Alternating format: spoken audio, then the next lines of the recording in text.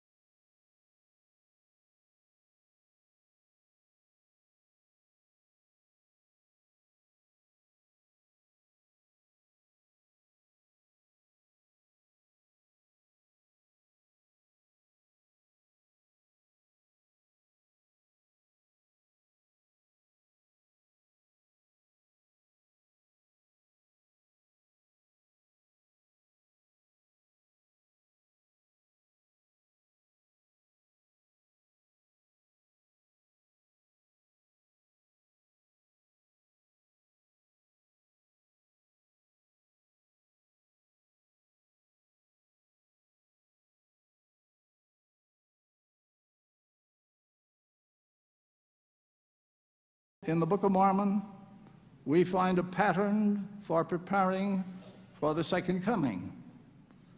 A major portion of the book centers on the few decades just prior to Christ's coming to America.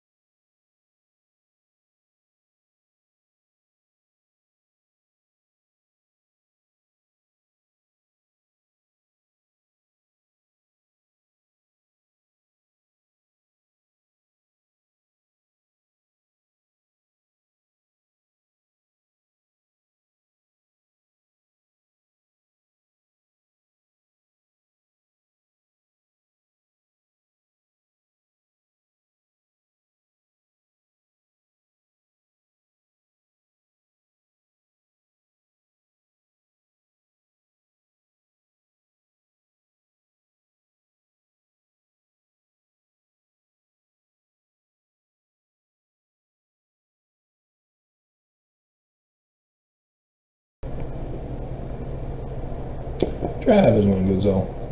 So, I inspired to do this video, so we'll do it. This morning, I was under full attack by Microsoft, by Google, by YouTube, all concerning search engines. Nobody was wanting me to use the internet today. Nobody was wanting me to use YouTube today. I'm being punished, apparently. Because nobody else is having these problems. Right? Just me.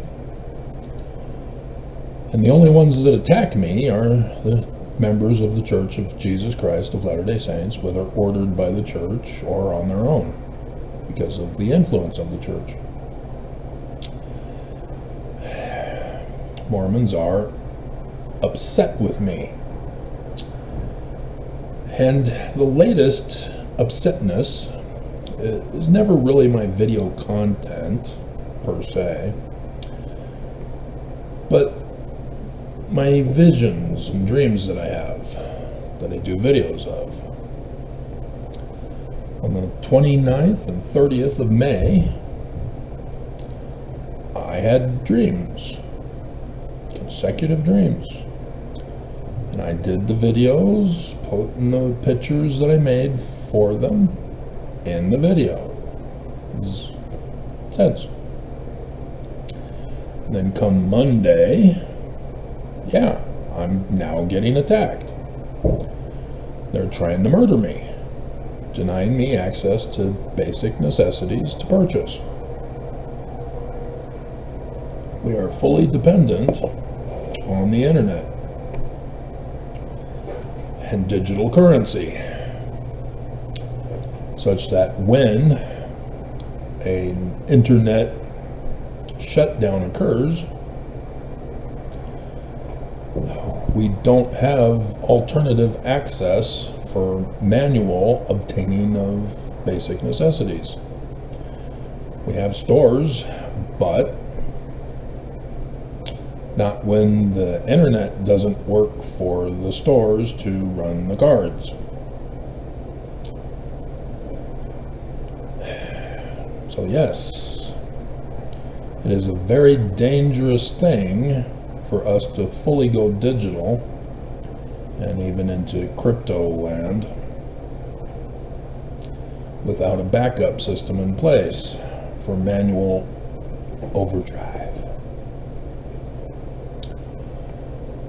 And the church, by using these kinds of attacks, think that they're going to murder me, and to deny access to the internet for searching is a censorship crime aggravated by my discriminatory category, not Mormon or alternative Mormon. And that aggravates the crime, and it's a felony. But because nobody is stopping them, they're emboldened. Until this church is punished for their crimes, the people suffer.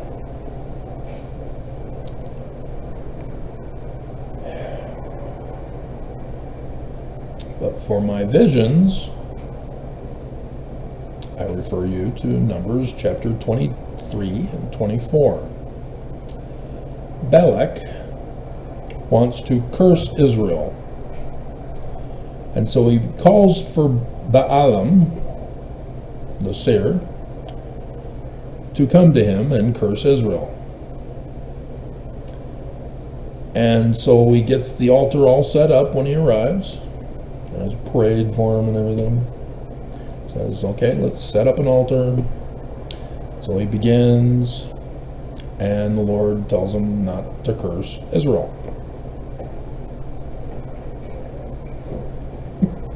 Balak is pissed. Hey, I told thee, and you're neither cursing them nor blessing them? So Balaam answered and said unto Balak, told not I thee, saying, all that the Lord speaketh, that I must do?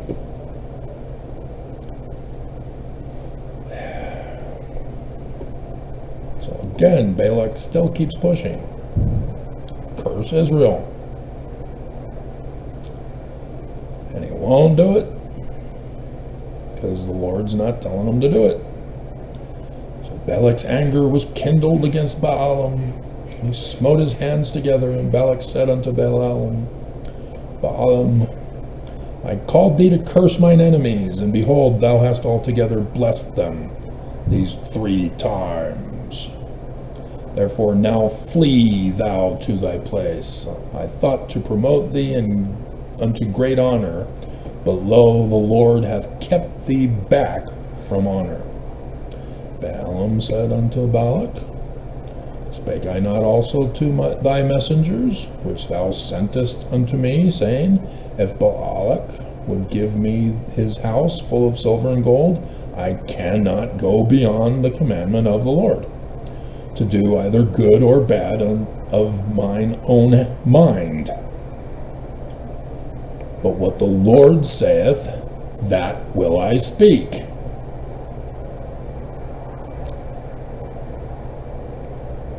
People who do not believe in the spirit of seer, prophet, revelator, and translator don't get this. Those who do not believe that Joseph used the Spirit as a seer, prophet, revelator, and translator think that Joseph Smith wrote the Book of Mormon off the top of his head, and that his visionary accounts were all made up off the top of his head. And in so doing, they are demanding that Joseph confess and give a different story that they want him to give, such as Jesus, the Trinity God, is true. And Joseph tells us in his first vision, I can't do that. I had a vision. I can't deny the vision. I can't change the vision. It was a vision. It wasn't a literal history. And yet people still force upon him that it was all just made up in his mind.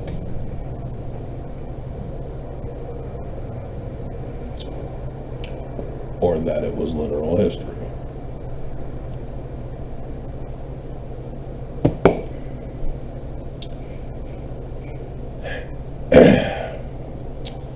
Back when I did audios for my books,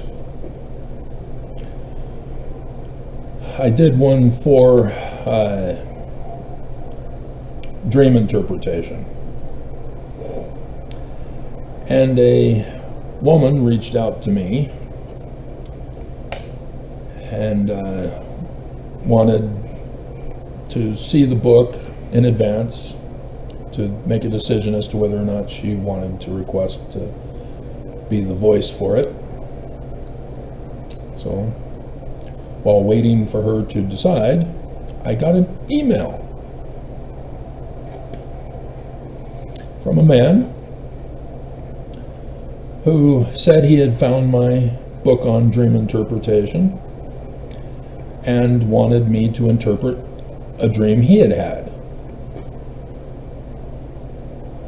So he sent me the dream, and then I replied back with questions about his life and what's going on in his life,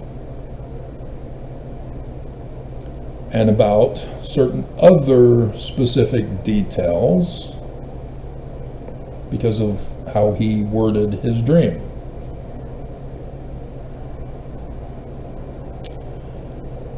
And so he told me, so from the information he gave me, I gave him the interpretation. He was not happy. He wanted me to give a specific interpretation. I had to tell him, I can't do that. This is what you told me. Now, if you want to tell me something else,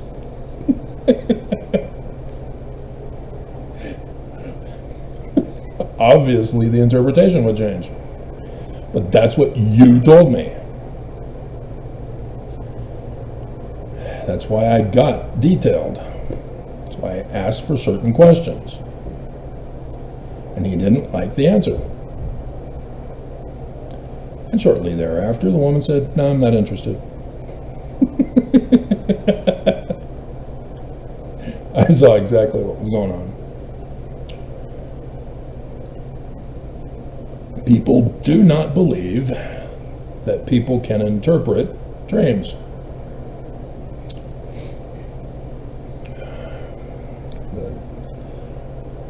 Too many people deny the gift and power of God. And so likewise, Mormons, the living prophets of Jesus, deny the gifts and powers of God. Their titles have no powers behind them. They're a prophet because that's the title. They will never predict the future. They're seers, but they really don't promote it because they don't have visions. And revelator, yeah, they use that for inspiration to give scripture, for translation, and thus translation is just redundant, and so they drop it. But as I've done many a video under Nelson, they don't know how to translate. Translation is a science, and it is precise. It is not subjective. It is not based on somebody's feelings or opinions. Because once you start doing that, now nobody can understand you. There is no standard vocabulary and dictionary or lexicon. You are ruining the language.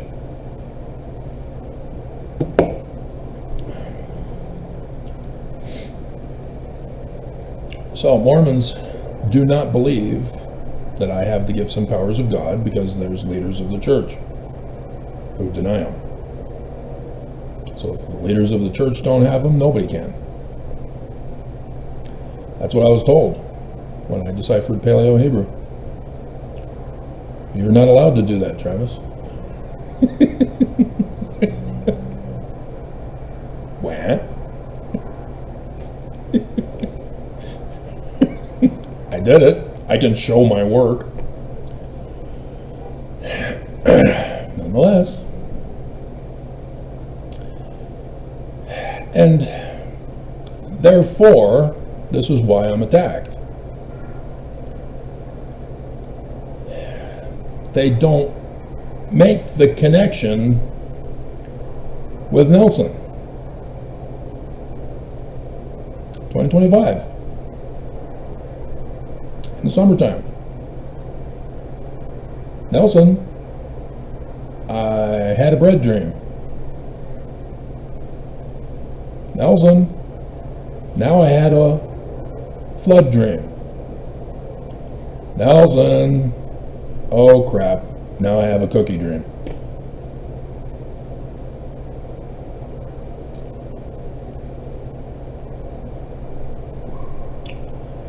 And in giving you the videos of the dreams with the pictures,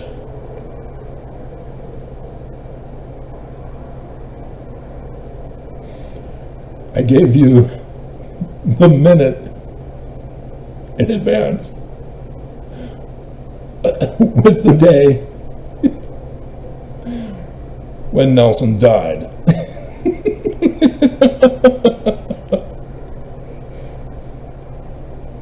I warned him. I can't change it. I got it. I have no choice.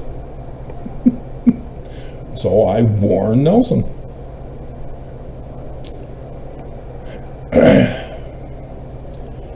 And because OAKS is notified of all my video content through the Strengthening Church Members Committee,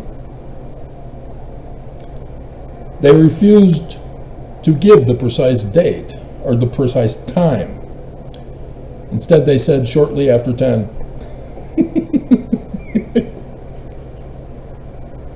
They do that quite often with me.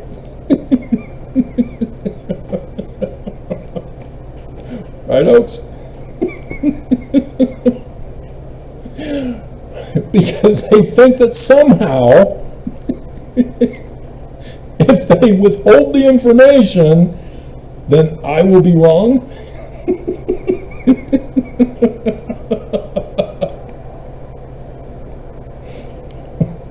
But Mormons then try to censor me, try to murder me, thinking that the prophecy somehow will not come true. It's never worked before, but they don't believe. And so it's not clicking. And so the dreams about OAKS, sorry OAKS, it's out there. You can't stop it. And today, yeah, it's worse.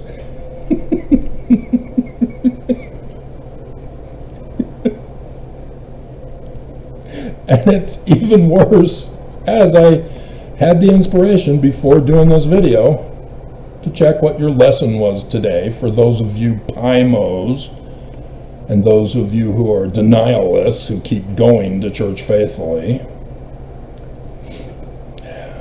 that it was on Ruth and Samuel. I've told you about Samuel before. Yep. Perfect timing for what's about to hit the fan this week.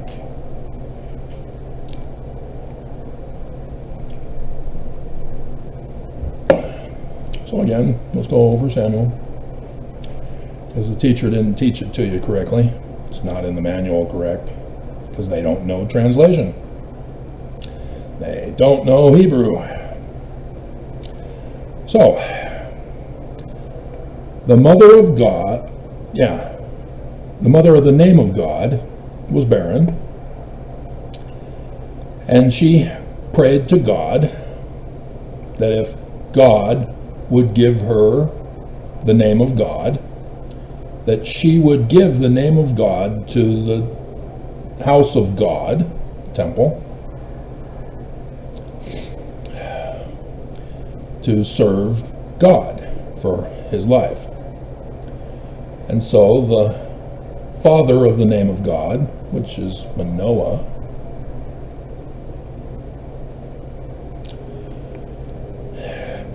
is able to conceive in her and bear the name of God. And so as she had covenanted, when the child was weaned, she gave the name of God to the house of God, to God, who's the temple president. And God, the temple president of the house of God, has two sons of God.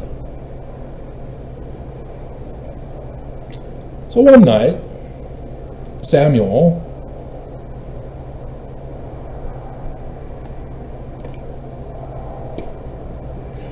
I did this last year for Nelson in advance.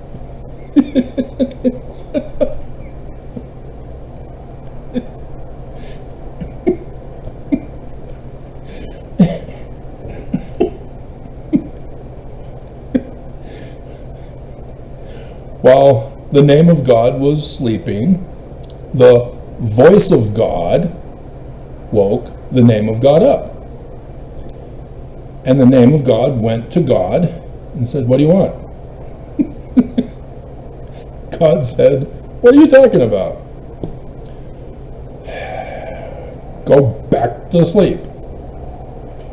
So the name of God went back to sleep, and the voice of God came unto the name of God again. The name of God went to God, said, "What do you want?" "Go back to sleep." And then a third time. Was it a third time, or was it the second time where he then says, next time, ask him what he wants? I think it's only 3 times, but won't bother. And so then the name of God asked the voice of God, "What do you want?" And then the voice of God tells the name of God of the wickedness of God and the sons of God, and that they're going to die, and that the name of God is going to take over as the the temple president, for the purpose of anointing the King of Kings, the Lord of Lords, the great high priest, King David, through Ruth, as a descendant of Boaz.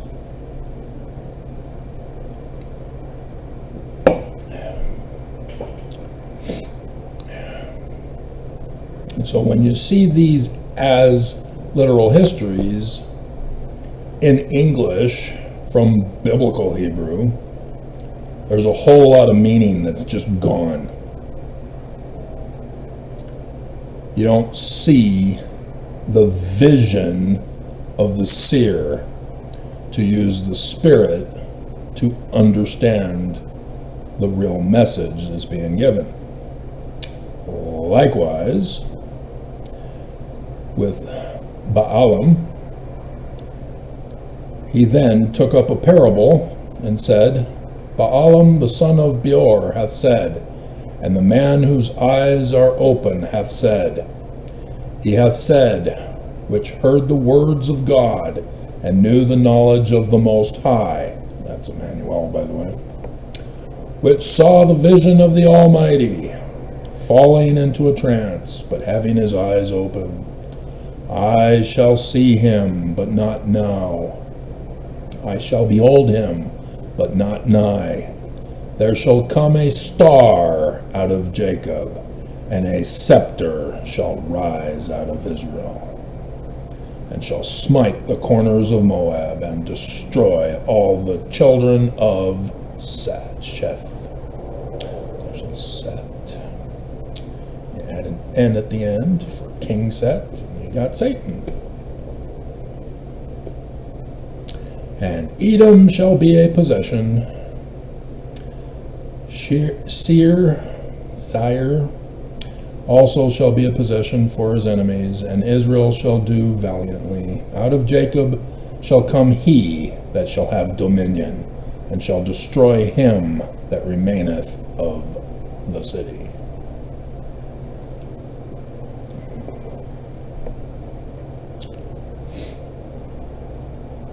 All right. So if you think that's literal history, you're missing a lot. So, in this morning's video, near the end, I caught on.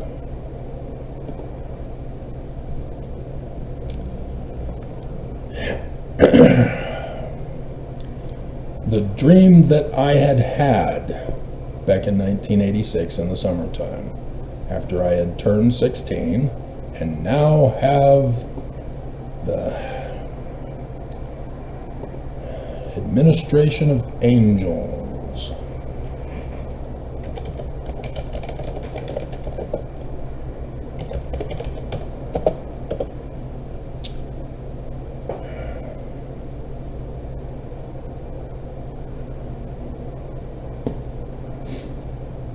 The power and authority of the lesser or Aaronic priesthood is to hold the keys of the ministering of angels and to administer in outward ordinances the letter of the gospel, baptism of repentance for remission of sins agreeable to the covenants and commandments. Dreams, visions, not to be taken literally. Although Angels Among Us by Alabama is a good song. It can bring tears to my eyes. Nonetheless, even Lionel Richie's Angel, it's difficult to find on a search on YouTube. They do everybody else's version of it. But Lionel's, dear God, there's a severe problem on YouTube. And they're censoring not just me, but others, because of the way they've programmed their algorithms. It needs to stop.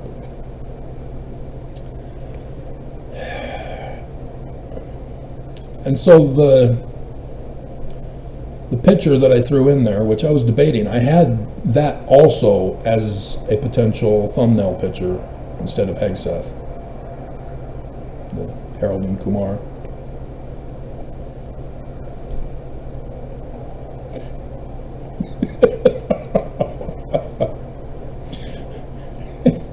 Because of a potential for what could happen. Now that Mormons are pissed that they haven't replaced Christianity. That Christianity still does not accept Mormonism.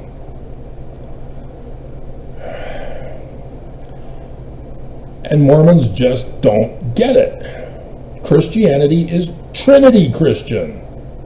You cannot impose physical Homoousion Christian over just Homoousion Christian. Christians don't allow it. Because now if you put Christian in front of the Church of Jesus Christ of Latter-day Saints, people will see that and go, oh yeah, the Church of Jesus Christ of Latter-day Saints is Trinity Christian, like all the others. And so when the missionaries come to see them, they go, oh yeah, you're Trinity Christian, okay. Yeah, and then they get taught the first vision, and they went, wait, no, that's not, huh? You're lying and deceiving me. And it's for what? To be baptized into your church. For what? To pay you? Exactly. It's all about pyramid, Ponzi scheme, MLM, whatever crime you want to call it. It's a deceptive practice by this church to have little kids who know nothing of the religion to go around and force people to join by trickery. Because they don't know, and the people don't know. That's just stupid. But it's all for money. Then once the church has got you, they got your membership. Then they activate you with crime.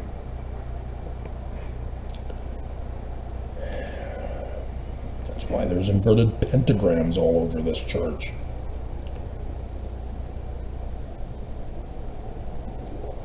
And so, the scripture that I put in there was expanded upon by Joseph Smith, 19 July 1840, that Brigham Young was pissed and refused to have it published. Because he understood it, even though Mormons, who have now found it, are trying to make excuses that it had nothing to do with Brigham Young. Again, Mormons are in denial of truth. Brigham Young knew, and Mormons are now trying to claim dumb. We're not Christian. Joseph wasn't Christian.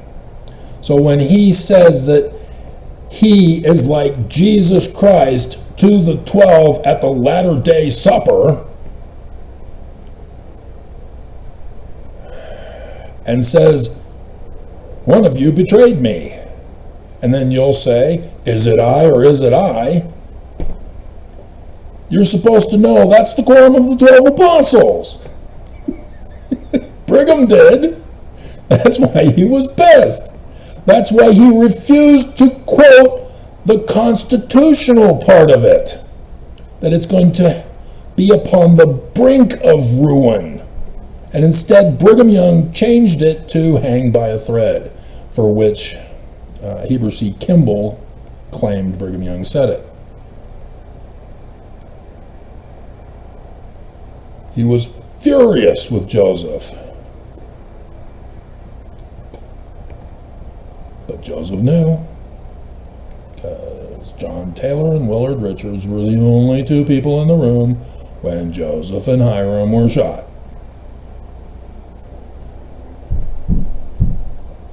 The church had been telling us, even in my youth, that Joseph Smith did not have a pistol.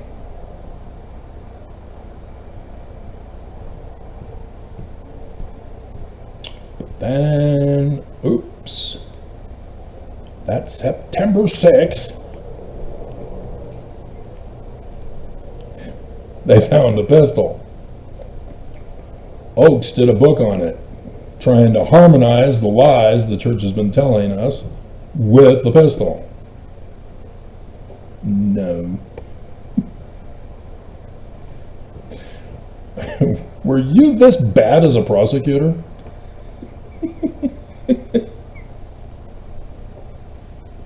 Dear God. So yeah, Joseph Smith knew, and he called it. And in calling it, Brigham Young, in his fury, went and fulfilled it, thinking that destroying Joseph Smith would put it to rest, but yet Joseph Smith called it, because he's supposed to die. He's supposed to be assassinated by the enemy. He's Messiah ben Joseph. Brigham Young thought he was shutting down Joseph. And in so doing, Brigham Young fulfilled prophecy, just like now with me.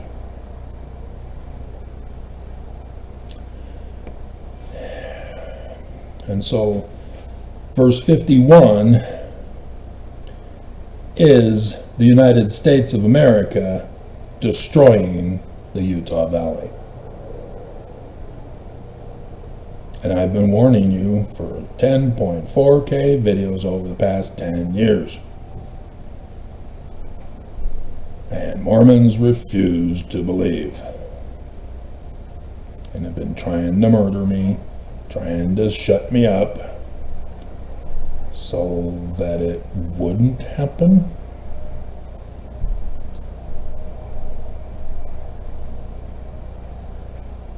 The church is about to fall. It's already spiritually falling.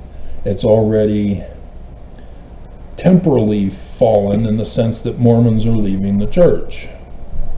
There are more Mormons leaving than there are joining. The Dominican Republic is not converting fast enough to compensate for those pioneer heritagers in this valley.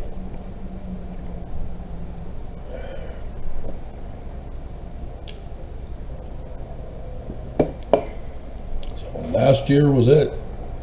And even last year's numbers, they don't factor in how many have left. They're still counting them. So if this were to continue throughout the year and we were to see the results of this year, it would still appear that there was an increase in membership. Because the church does not cut out those who stop going to church. They count them. And that's a fraud. That's part of their deception. Thinking that all is well in Zion, nothing to worry about. And so that's why I've been telling you now. I've been making the connection that when an apostle goes to a foreign land, it's because they're not being active. So an apostle goes to try to reactivate them. Here I am with my mantle title. And then, sometime later, I am now able to see the shutdown of the church in that area. Because it didn't work. Like Taiwan for Karen.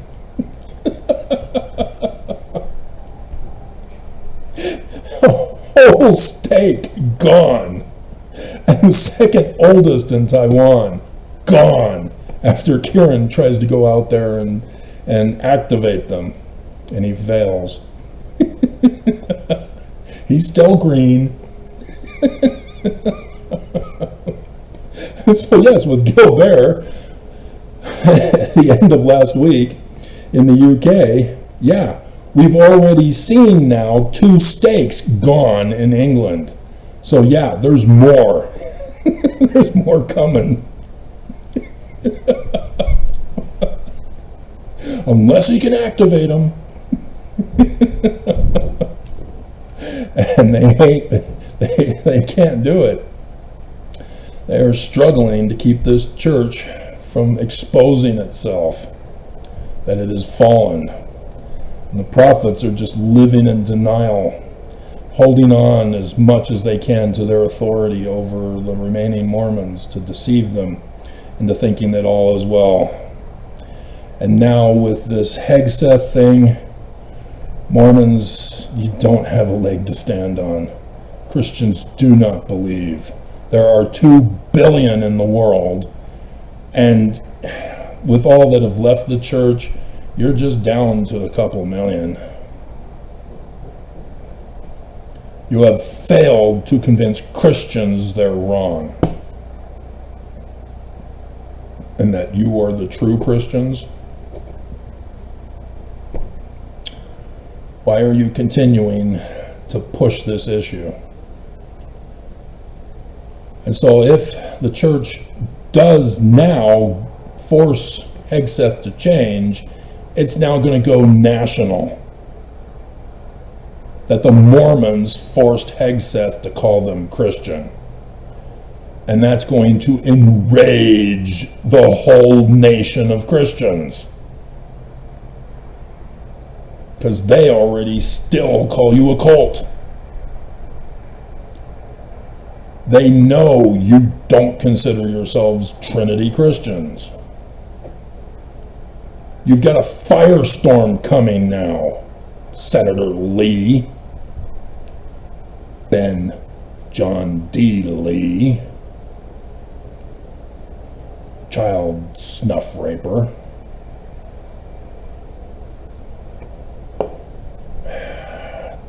That is an ironic situation. His third great grandfather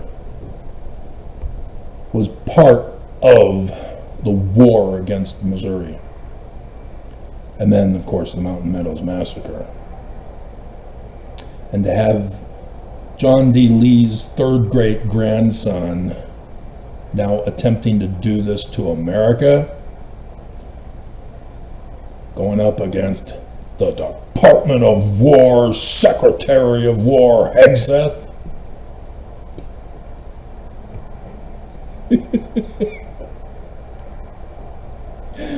As Senator Lee denies the gifts and powers of God.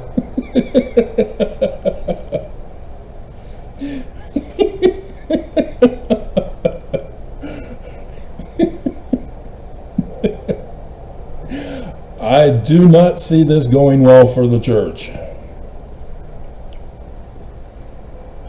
And so the church is just going to have to back off and drop it, but it's already being petitioned to Hegseth to change it. So it's too late. It's already in the local press.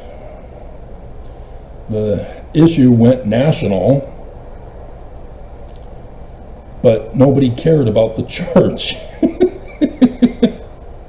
They were more concerned with 180 getting dropped. But now to have come next week, people are learning of the Church of Jesus Christ offended that they're not being considered Christian when everybody knows they're not.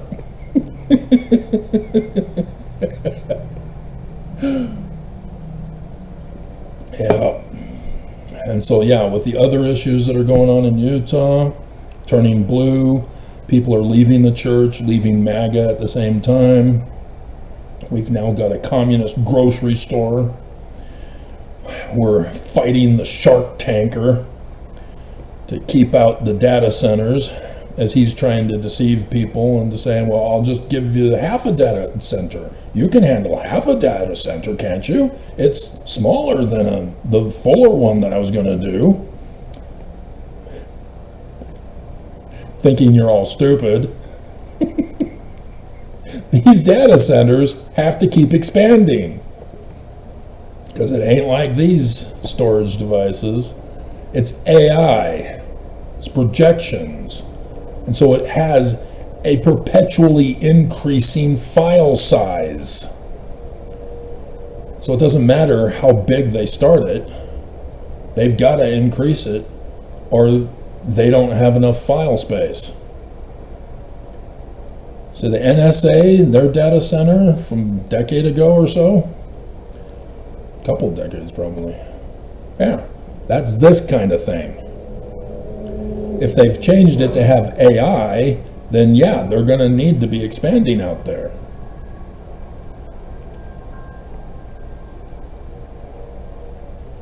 And people don't seem to understand this. The church knows because they collect all of my video content and have to review them and give a report to the member of the 70 who's over it, and the member of the 70 either gives the report to the Quorum of the 12 and the First Presidency, or the apostolic representative is the one who gets them all and does the reporting. I'm not sure how they do it. They haven't leaked that yet. But the more people, the less information gets told. And I've warned them, OAKS, you need to be listening to all my video content yourself. Because there's some disconnects.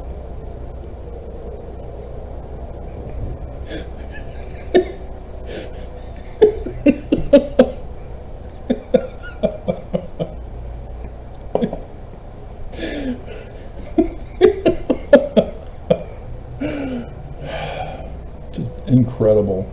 And so, yes, when I said the words Hegseth coming and taking OAKS and Irene out of their wheelchairs, it clicked in my brain, my 86 dream. And that's what this video is about. See, none of this, I'm not making up any of this. Obviously, I didn't assassinate Nelson or Holland or Packer or Ballard or Perry or Scott or Monson or Hales. And especially not all the presidents all the way back to Brigham Young, if you know about the curse of Joseph Smith that I've been going over with you. I wasn't responsible. I just saw the vision, saw the pattern of the signs in the heavens, saw the prediction of the future. Spirit, seer, prophet, revelator, translator. I've got the gifts and powers. I've got the keys.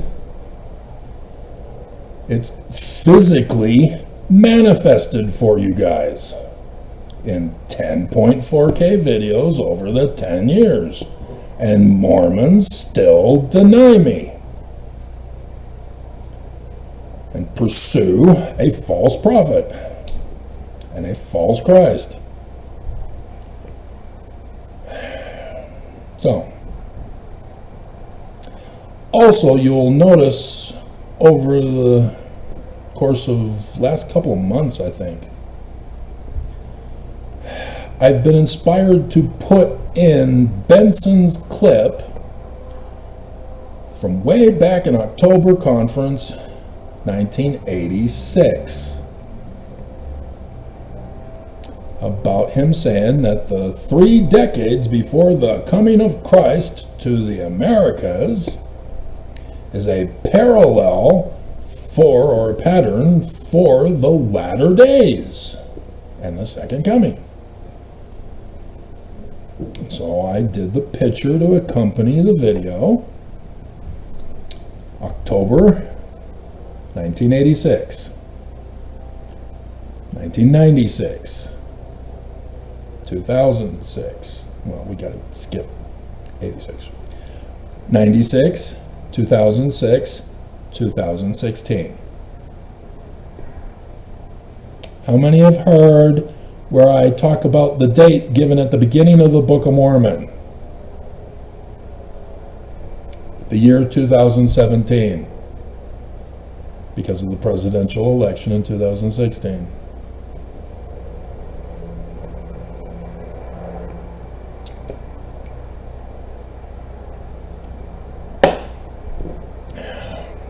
Yep, Benson knows. So thus, the most recent usage of that, I added text. I don't think I transferred it like I should have. Still, yep, still there.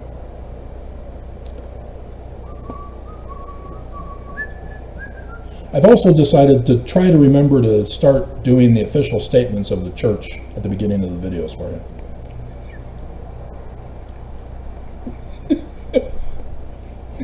We'll see how well I do at remembering.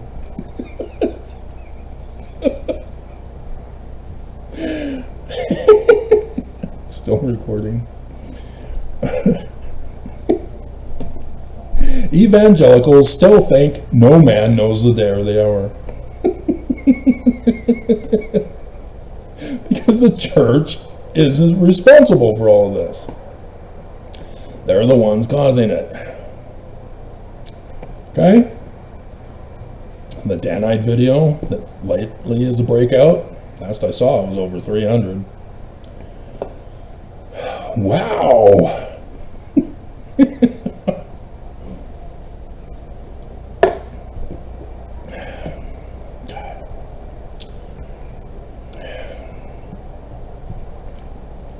So, this was after I had my dream in the summer, and likely in June.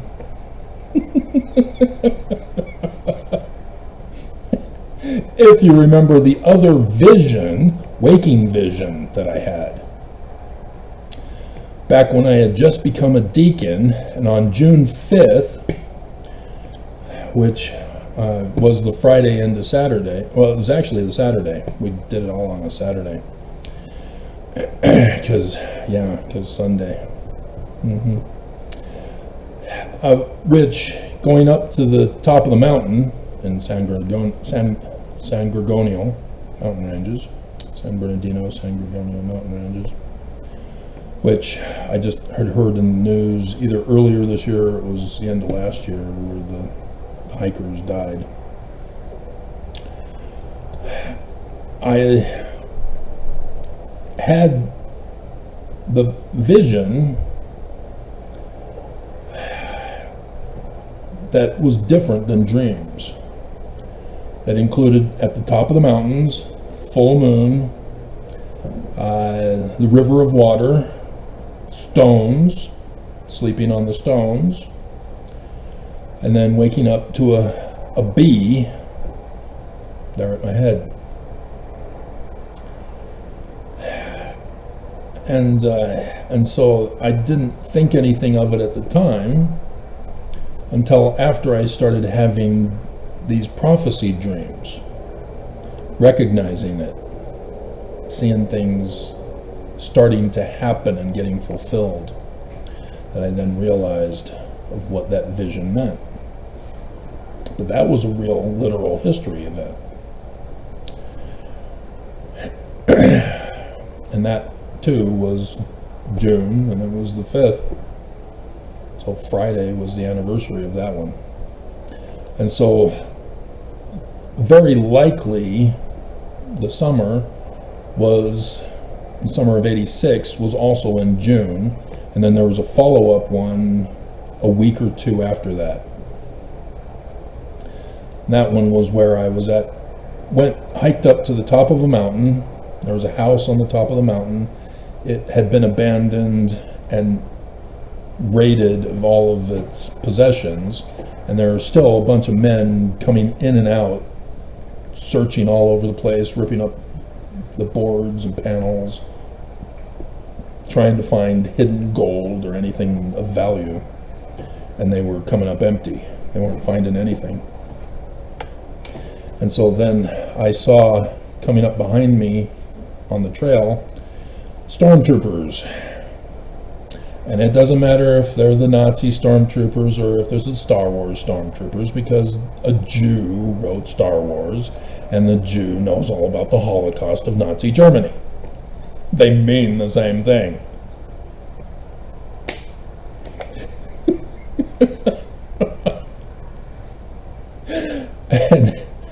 And so, yeah, they were now starting to round up the guys and arresting them and taking them out of the house and off the mountain, deporting them. And so then they came and got me as I was standing at the edge of the cliff thinking, I can make that.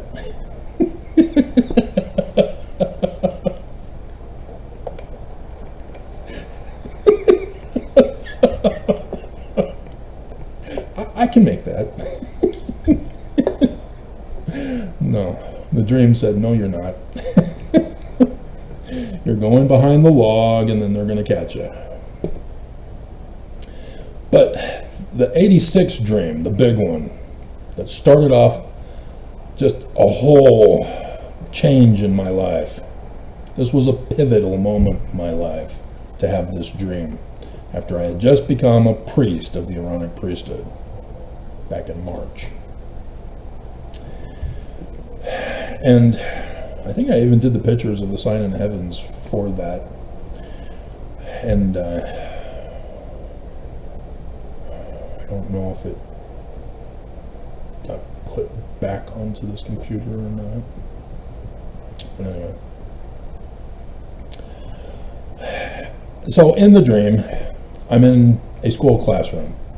And I'm looking up at the clock, and I'm telling a guy that I'm going to be catching the bus to go to some place. And it rings at 3:13. And I remember thinking, that's a weird time. Class doesn't get out at 3:13.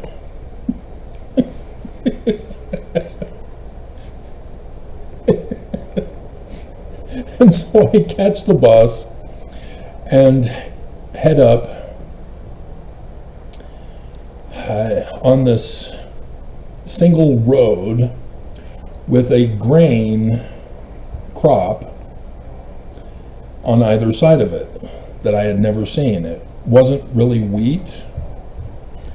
I didn't know what kind of crop it was. So the bus then eventually gets to an isolated building, again with that certain grain surrounding us. We go in, we check in at the desk, and he gives us our room number and the key to get into the room. And all of us go and get our rooms and put our luggage in. And as I get to my room, I open up the door and I see a woman down the hall having just put away her suitcases. And she comes out and comes over to, or she doesn't come over. She says, "You want to come with me?" And so I just dump my suitcases in the room and go join her as we go out a back door. And it's underground now. And we get in a car and I drive. And we're going through an underground tunnel, which was pretty cool. Halogen lights, I guess. And because of the lighting effect that it had. And then we get out, and it's sort of outside because of the brightness, and I pull into a parking lot of another building that's there, and we go up the stairs, open up the door, and there's a long hall. At the end of the hall there's a door, and so we're starting to walk down the hall, and on either side there's doors for rooms, and these are classes. And one of the classrooms on the right, door was open, and I walk in front of the class, pissing off the teacher, and then walk out another door to get back into the hallway, joining the woman that's with me. We get to the end, we open it up, and it's a Mormon chapel, but it's similar to the classrooms at BYU that are sloped down, where the podium is down at the bottom. And the benches are still the same as the regular church wards and stake centers, where you have the center benches that are the long ones, and then you have aisles between the center and the two sides benches that are shorter. Mormons know what I'm talking about, and anybody who's been in a typical building knows what I'm talking about, I hope. And so she goes down the left side and goes all the way down to the pulpit and goes and sits on the pulpit seats as if she's going to be giving the talk. But the room is, for the most part, vacant. Originally, when we entered, there were 2 or 3 scattered people in the center section, and my parents in wheelchairs at the top over on the left side, and then maybe 1 or 2 on the left side further down, and then there was a guy on the right side at the top, and then maybe 1 or 2 further down.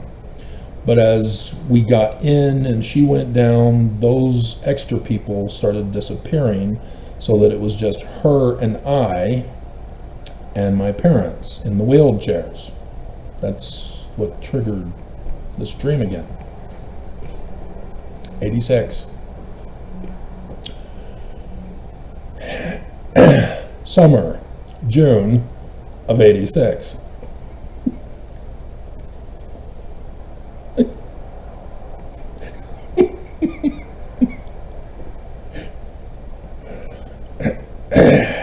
And so I go down the right side and sit around the middle of the center section.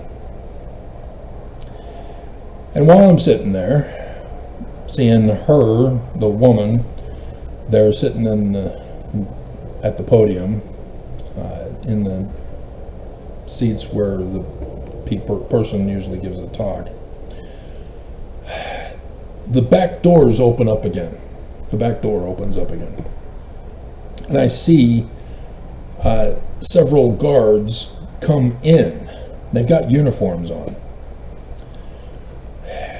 And they go to my parents and yank them out of their wheelchairs that are in the benches.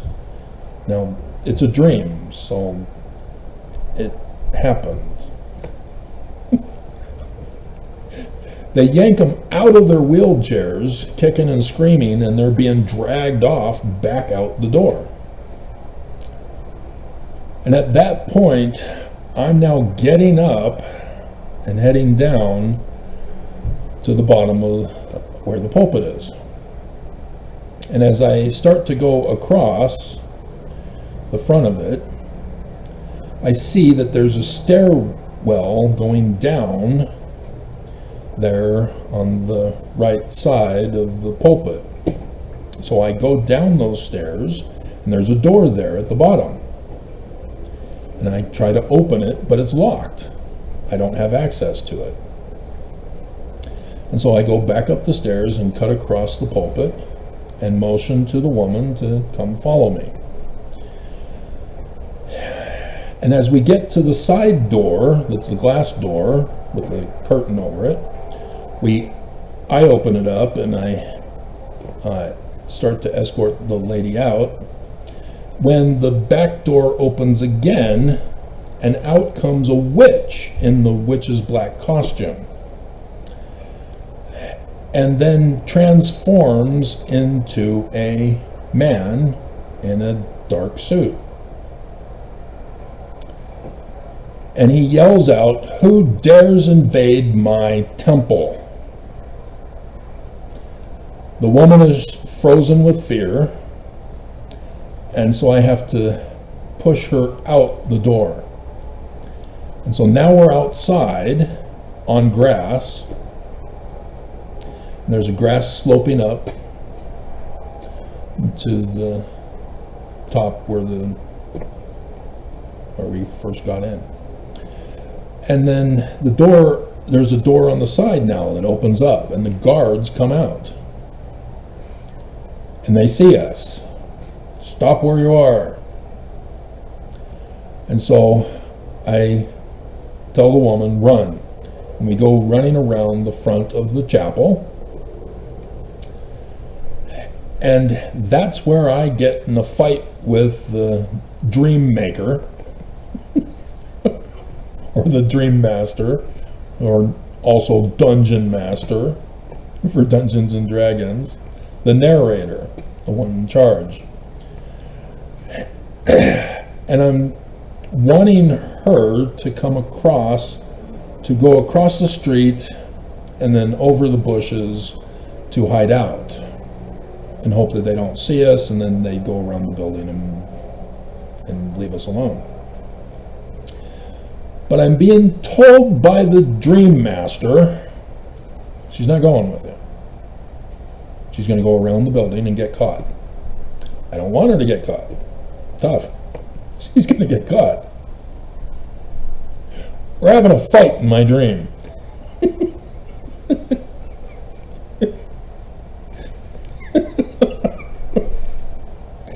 The dream always wins.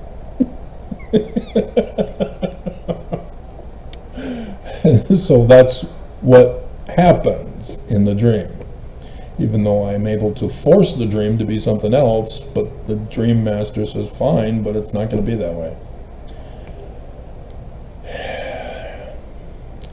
And so I alone go across the street, jump over the bushes, and I'm there with a white wall, and then there's a little rocking seat, a love seat rocking thing that's there as it begins to drizzle with rain.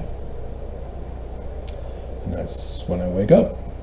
And I spent who knows how long grabbing a piece of paper at my desk and start writing it all out in as much detail as I can. And I even draw the guards' uniforms, much stuff as I can get in detail. And it could have been published on Amazon as a book, but my dad threw it away. So I could have rewritten it and such, but I did it as the prophecy dream interpreting book that I did, where I talk about it in that one.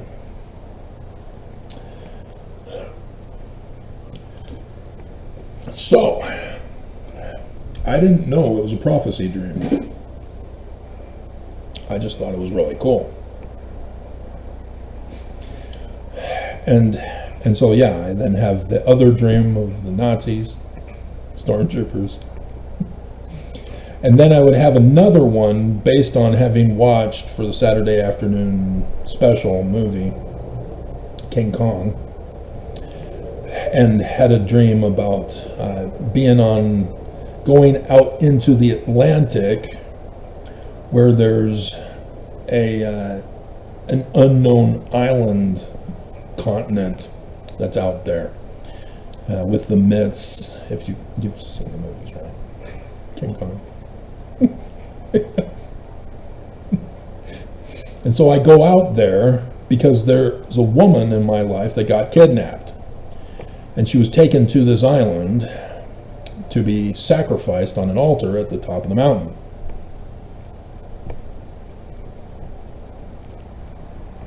So I go to rescue her all by myself because nobody else wants to go with me.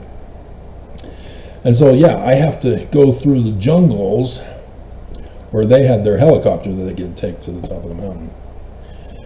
And so I'm having to rummage through the jungle, fighting off the serpents and the creatures and all that stuff, and have to hike up the mountain to get to her. And then there's a castle at the top also, and all this kinds of stuff. So yeah, I loved it when I had kids, even though they were just youngins and then they were taken from me. Because I don't need to read other people's books for a bedtime story. I can make up my own for them. And they loved it.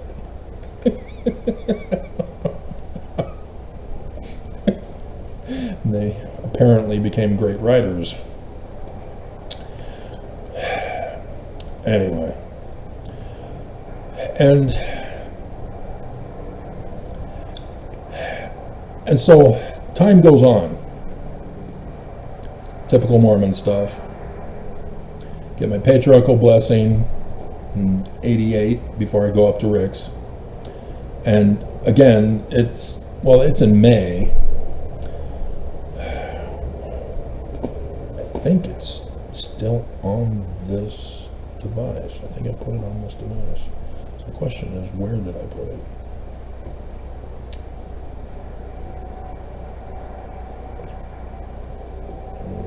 Sixth generation pedigree.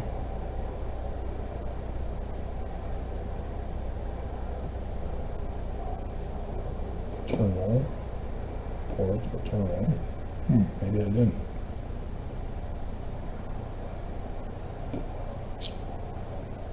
Oh.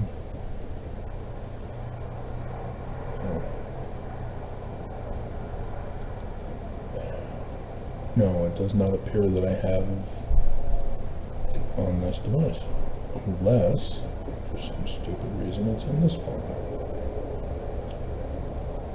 No. List.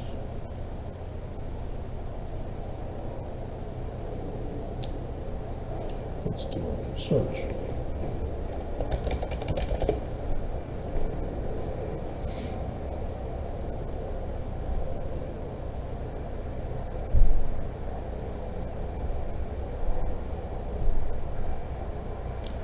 (1987) April Priesthood blessing. What's that? Is that the picture I made for the...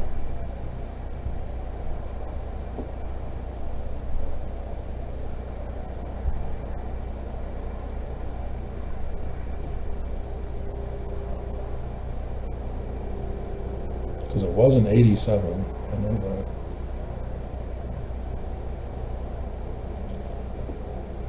Oops. Oh, that's OAKS.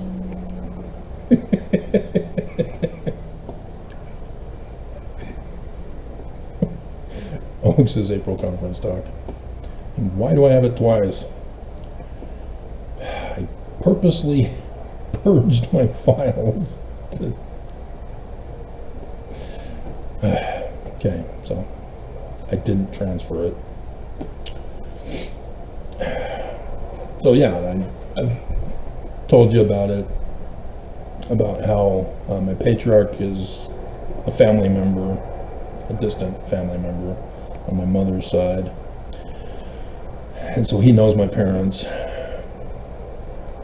And so there's a little bit more pressure on him because he knows my mom's going to steal it and read it. She forced herself on that for that reason, claiming, oh, I just need a copy of each of yours as a backup. Whatever. And so, yeah, he, in this dream, obviously he wants to impress upon me to encourage me to go on a mission, since I'm heading off to Rick's. He wants to make sure that I'm thinking about going on a mission as well. But it's set up for other things, and he has his particular style of what he typically puts in, and then goes by inspiration for each of them for the different person. And so he starts off about the premortal council in heaven, and then talks about going on a mission, and then would talk about what my career would be after my mission, and then marriage, and then the second coming. That's the setup that he typically has for boys. And instead, after talking about the mission and the possibility of a foreign language,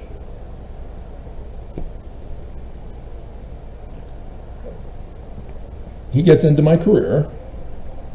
And when he talked with me prior to about what I was thinking of for a career, so that he can have cheat sheets for the blessing,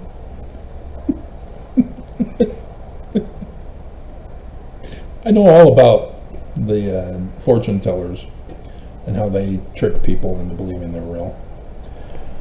And it's the similar type of thing for patriarchs.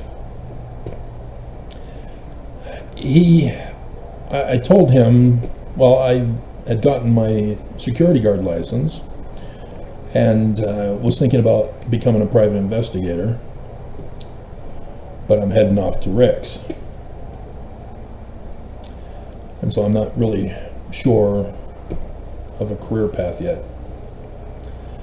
So in the dream, when he gets to the career part, one line, one sentence. Whatever it is you decide to do, you'll receive anything you need for it so that you can be successful. And then he goes back to mission again, instead of going to the family thing. He's going off script.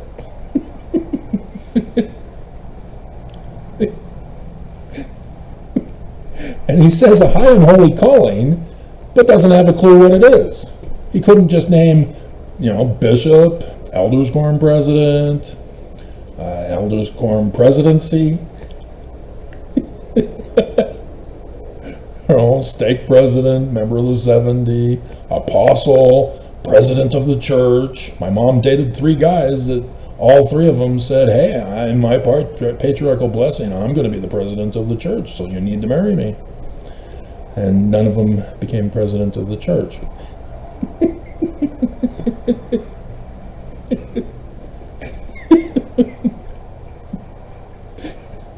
Nope, none of that. He did not say. And so that caught me as strange. So that was always on my mind ever since this. And then he, after talking about another mission, this was now getting weird.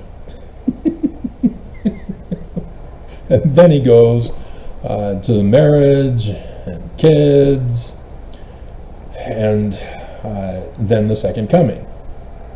And so for the second coming, he says, I don't know if you're going to be alive or dead when Jesus comes. And it doesn't say Jesus, he says the Lord for the second coming. And through your faithfulness it will come. Faith without works is dead.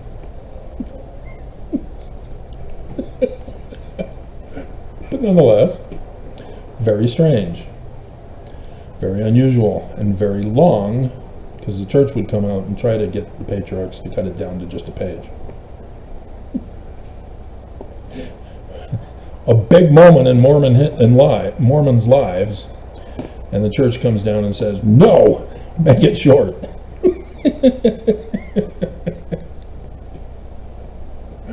Dear God. Because, yeah, the church also keeps an archive of them as well. I guess that's why. Nonetheless, so I'm just going through my life, going to Rick's, finding out all about the joys of women, because I haven't gone on my mission yet, so they're all friendly. I only have an interest in the little red-headed girl, but... And then Trisha Wingate tricks me into going on my mission. The roommate of the little red-headed girl.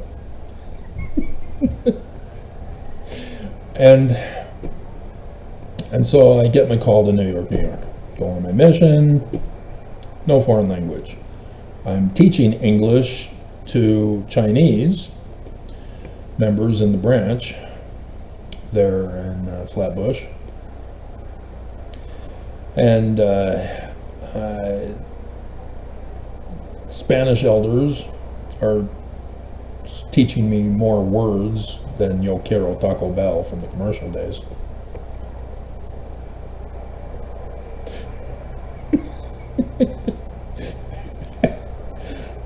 But for the most part, it was accents.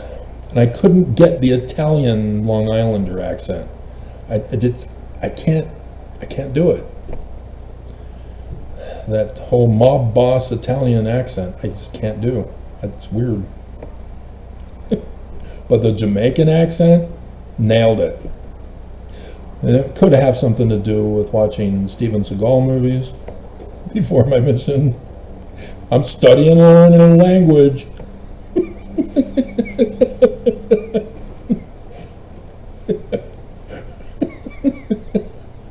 But it also is part French as well, so that also made it easier for that reason, because I was forced to take French in high school. Mom wouldn't let me transfer over to Corona High to take German, because I had read about Joseph Smith saying that German was the most accurate translation of our doctrine, the Lutheran text. And so that's why I wanted to go learn German, was so I can have my own German Bible to learn the more correct stuff, because I'm being taught the Bible is only the Word of God as far as it is translated correctly. It's not translated correctly. Joseph Smith says the German is the best translation for the New Testament. I want the German and I need to know German. Mom said no.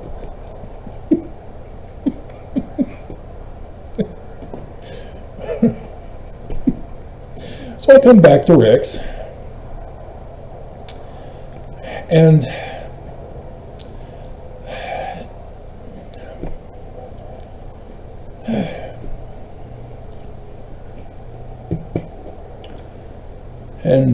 yeah, my one and only one regret in life. And then married Stephanie on 3/13. She then takes me to Canada. Canada is pocket cities with long roads between them. And canola fields. And it finally connected for me coming home from my manager training at McDonald's in Lethbridge, coming back home to McGrath, that I saw the canola fields in a single road, and all of a sudden the dream popped back into my head, and I went, oh crap, she's leaving me? Yeah. And despite knowing that she was going to leave me, I did not provoke her to do that. She did it all on her own. I never told her the dream. She did it all on her own to fulfill it. The 3/13, yeah, that was the day and the hour. Calendar date, clock time. And so I'm thinking, oh, okay, well, that was a prophecy dream then. As I'm now abandoned, living in the unfinished basement that my parents tricked us to coming down for. They wanted me to build the basement.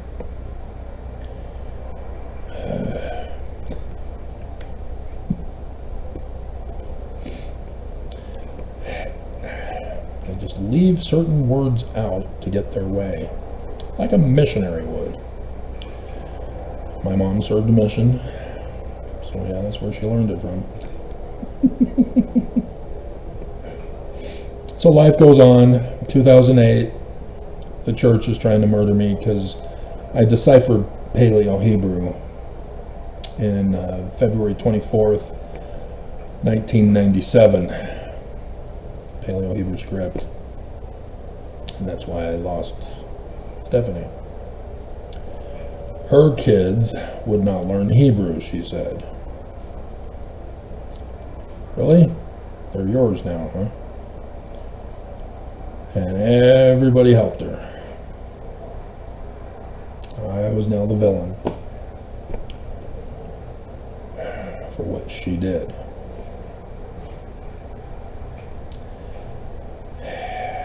And so the church was pissed that I deciphered Paleo-Hebrew.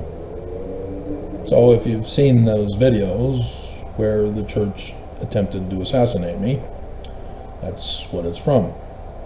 2008. I filed a petition for a redress of grievances to have the church and the government leave me alone. I had no clue about the Strengthening Church Members Committee.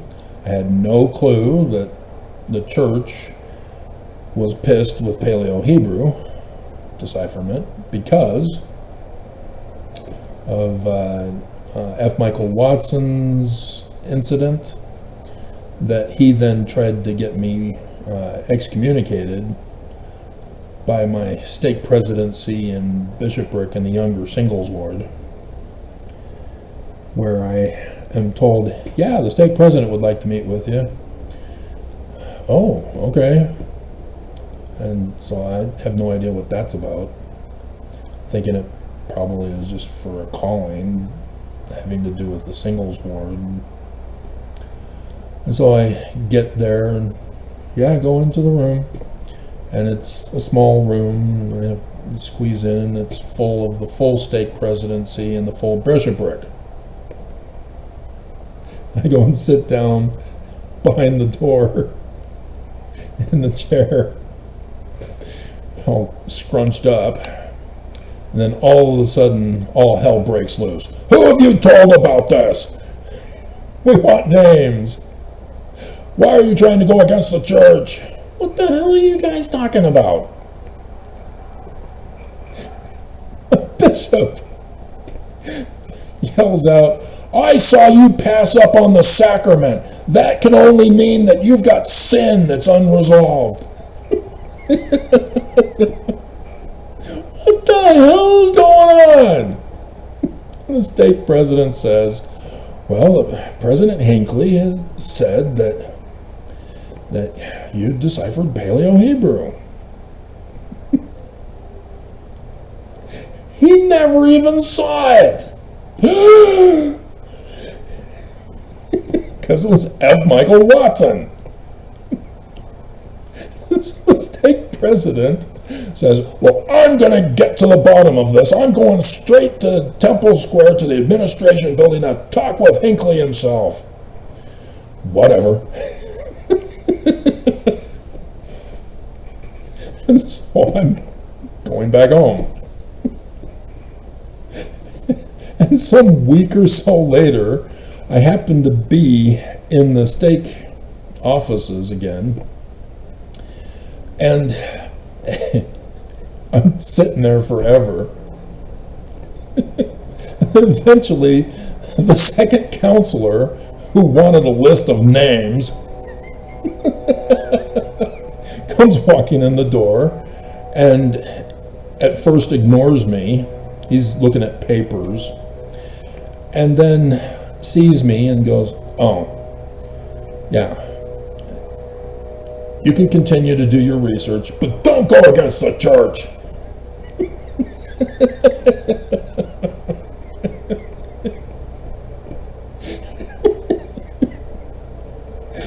And so thus, you see the church's troublemaker file that I show you with the different filings that I sent them, for which F. Michael Watson then notified the stake presidency and the bishopric to get me excommunicated for.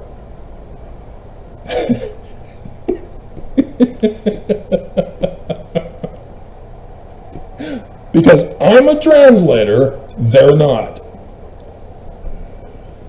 And that's why the Strengthening Church Members Committee had been notifying my bishoprics and stake presidencies ever since to activate me without my knowing that that's what was going on. And so I knew what they were plotting to do to me. I caught my parents going behind my back. And so I filed a petition for a redress of grievances in the state of Utah. Back off. I don't know how to do it. I'm not a lawyer. All I know is that I'm being harassed and abused, and there are people trying to murder me through deprivation torture, denying me of basic necessities for life, like they're still tried to do this past week and in 2022, if you saw the video. It's the same pattern of practice. And so I expected them to just ignore it and hope I go away as they continue to try to murder me. You know, the other thing is that they come and get me and lock me up. Remember the dream of the stormtroopers? That's a possibility. I don't know. I don't know how they're going to respond. I would see in the Deseret News that Shurtleff got to have the Declaration of Independence brought to the Capitol with an elderly couple crying, "Oh, America is the best place on earth," and advertising that it's available for people to come and view it.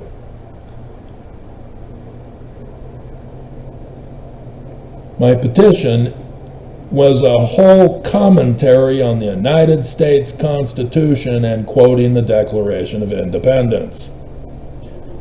They were provoking me to go to the Capitol where they can make a public arrest. Terrorists came to blow up the Capitol building. I didn't fall for it. And so the Strengthening Church Members Committee, ordered by the president of the church, Monson, told Shurtleff to have me locked up indefinitely to be assassinated and erased from history, so that no one would ever know that I ever existed.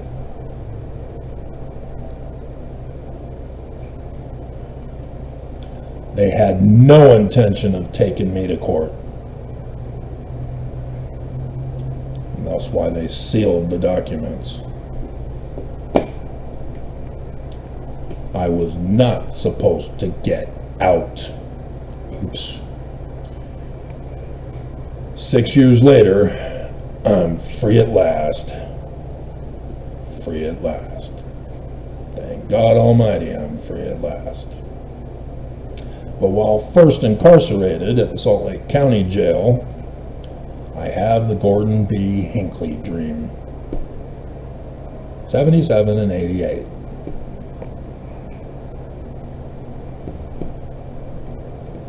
And yeah, I'm again pissed with the Dream Master.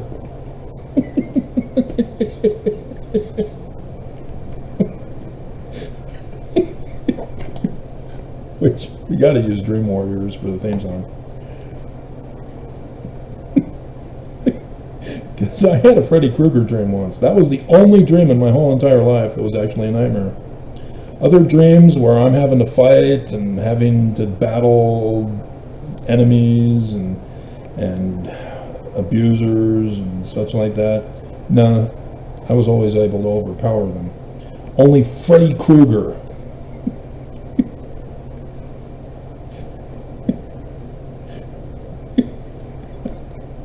Because in the dream, I was leaving some event and in a parking lot when Freddy Krueger comes from behind chasing me, and he's able to catch up because his legs extended, and so he was taking greater strides to come after me. And for some reason, that scared me to death, and I woke up in a full sweat. So that was the only nightmare that I've ever had.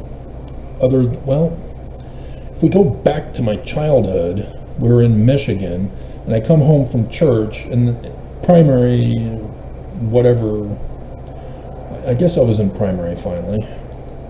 And so they have us do papers and drawing to keep us occupied and busy, and it's of Noah or Moses or Book of Mormon characters, Jesus, to pretend like they're teaching us. And so I'm protective of my paper, that this was an important paper to me. And I don't know if it was a dream, because there's some supernatural stuff that occurred in it, so it was most likely a dream. And so we come home, get out of the station wagon, go up to the door, and before the door opens, a mighty gust comes in and blows the paper out of my hands, and it just takes off and is gone. And I remember being sad that the paper that I had worked on was now gone. I mean, that was almost as crushing as doing my report in 5th grade for Fiskin on Idaho, and then she gives me an F.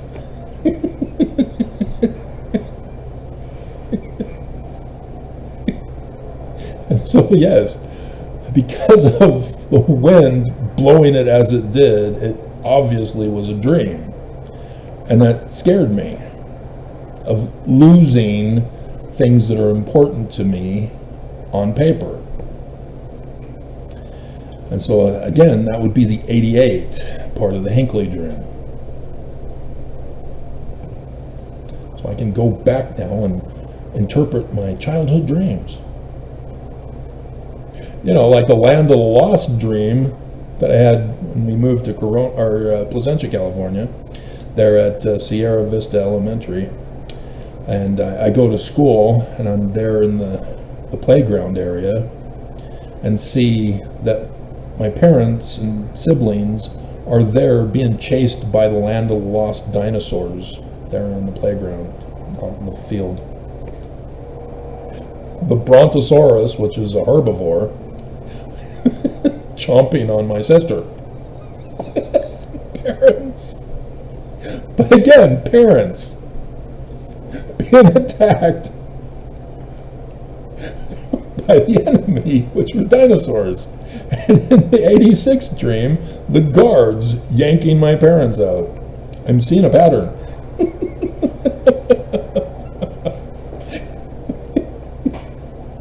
I was born with the administration of angels, I guess.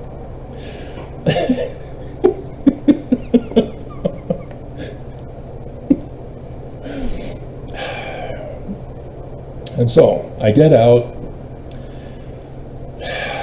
and I learn about the tetrad eventually in 2015's the third one. Oh God, why didn't you guys tell us that in the beginning? And so yeah, I am now aware, because of Faust and Hinckley's deaths corresponding with lunar eclipses at the time that I know of. I'm going, oh wow, this is impressive. So lunar eclipses, I'm seeing a potential pattern here for the deaths of leaders of our church, nobody else's. So when I get out in 2014 and learn about the lunar eclipse on I didn't know it was a Jewish holiday yet. That would also be later in the tetrad. I'm going, oh, okay, well, this would be a good time to run the test to see if a living prophet of Jesus is going to die. But a month came and went, no death. So I'm going, oh, okay, well, it didn't happen. So I guess there's nothing there. I ran the test, it failed, so I got to drop it and find another word to believe in rather than sticking to the same word that I know is false.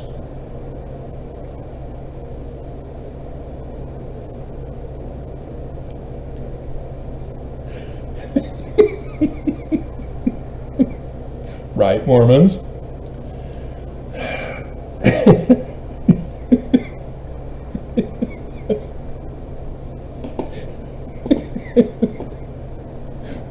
I should see if I've got that. I meant to check on this.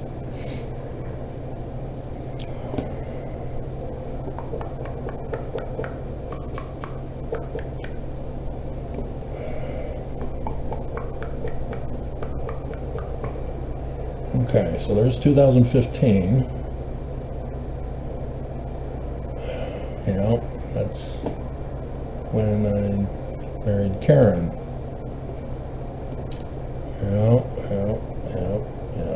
Yeah, and with the dream for that too. The whole bunch. I did a dream video earlier this year, I think, or the end of last year. I can't remember when.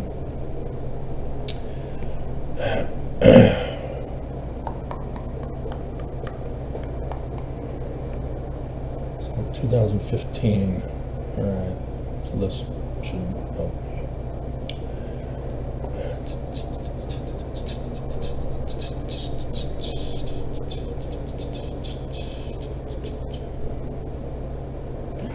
Stop it, Microsoft. God.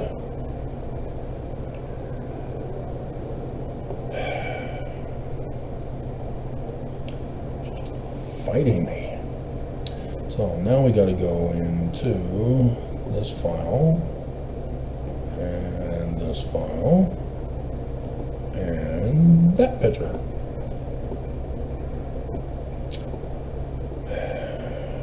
Yeah.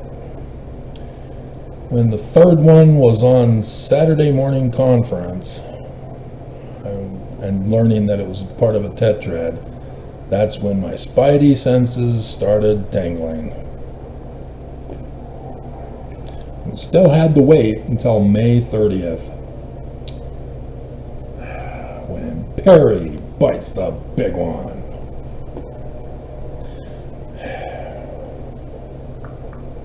So, May 30th.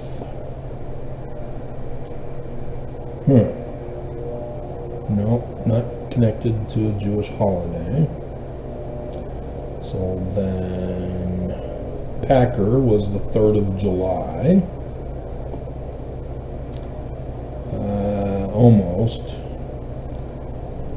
It's the 18th of Tammuz on the Sunday, when he died on the Friday. Okay, so not really there either. But.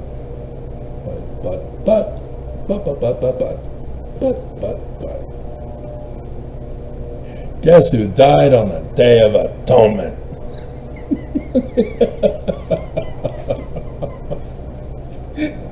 Bye-bye, Scott. Bye-bye. Bye-bye. Yep. And on 9/22 at 6 p.m., after 6 p.m., that was interesting. Because when did Joseph Smith claim that his second vision took place, and then every 4 years, 2 sets of 4 on the 22nd of September? When? 22nd of September, which was Yom Kippur, the Day of Atonement. And when you see the bigger picture that I've been doing the videos over, that this was more than just a tetrad. There were solar eclipses involved. There were falling stars involved. And there's the parable of the 10 virgins. And Abraham, chapter 1, verse 11. The 3 virgins of Ham. All involved here. All I do is do the videos, guys. And yet this church keeps denying to have me murdered and shut up.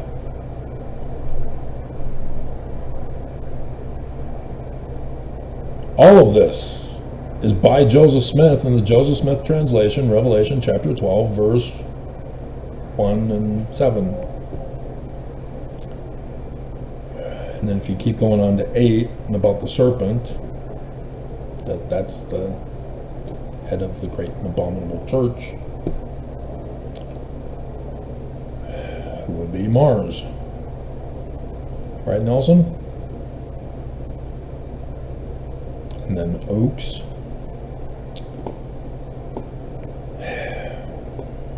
So yes, I then see the bigger picture. I'm going, wow, that was incredible. But then life goes on.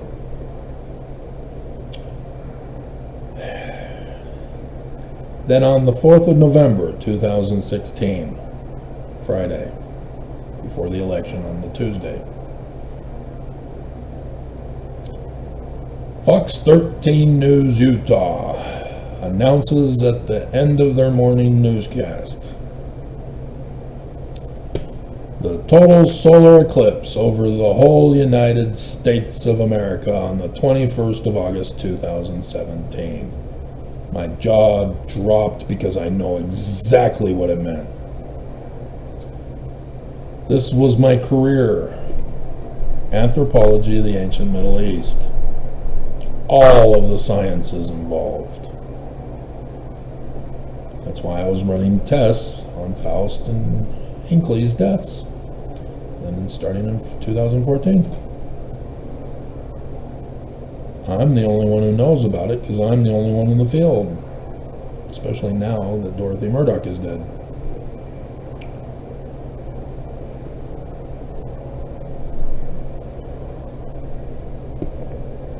We then get married. October 1st. Salt Lake Temple. Room number 13. I am going to bust out laughing if it's what I think it is.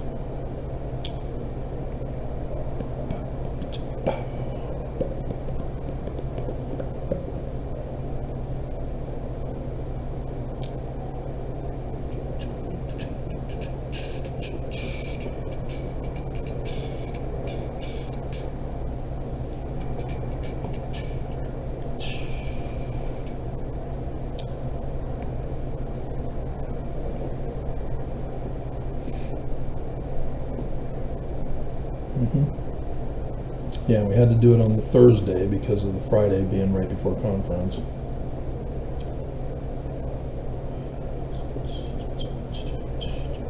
And it's right there in the Feast of Tabernacles on the 18th of Tishri of the new year.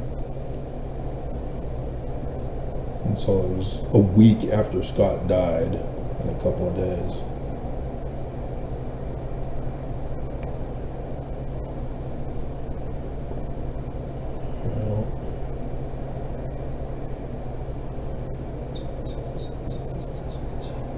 Fascinating. So yeah, the third day of Tabernacle, fourth day, 28th, 29th, 30th, and 1st. So fourth day of Tabernacles. And so room number 13, but so it's first. 118. Interesting. And so it's 666. Room number 13. Inverted pentagrams, remember? But 13, that's why I was checking to see if there was a 3 involved also for a 313. But 3 sets of 6, but I don't see a 13 here. Other than, as the first, it would be the 13th month. You see how that would work? But it's not a 3.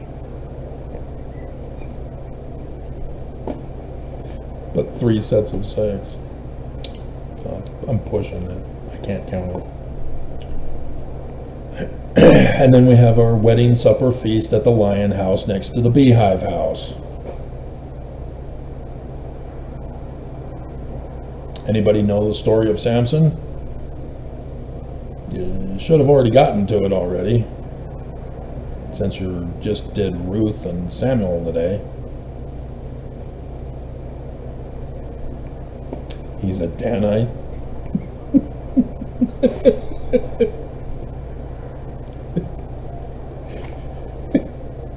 Has an encounter with Utah. And my brother Todd.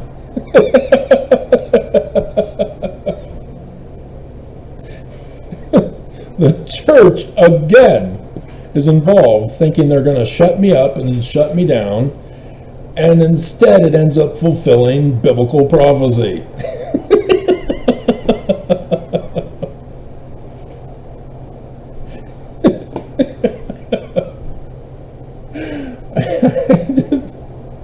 When will they learn? All right. So yeah, then the latter days that have already come and gone, and that's my #1 video still to this day. And so here we are in 2026.